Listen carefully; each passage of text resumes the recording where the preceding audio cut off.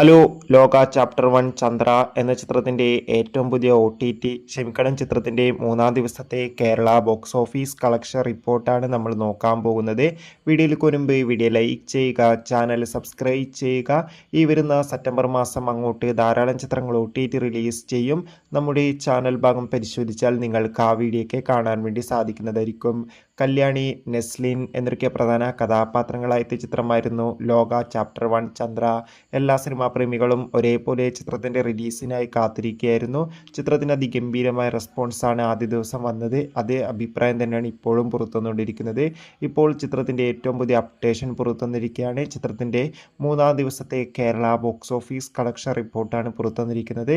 ഇന്നും ചിത്രത്തിന് അതിഗംഭീരമായ ബുക്കിംഗ് കേരളത്തിൽ നടന്നിട്ടുണ്ടായിരുന്നു. 4.5 കോടിക്കടുത്ത് വരുന്ന കളക്ഷൻ നേടിയെടുക്കാൻ വേണ്ടി സാധിക്കുമെന്നാണ് ട്രാക്കിംഗ് റിപ്പോർട്ടുകൾ സൂചിപ്പിക്കുന്നത്.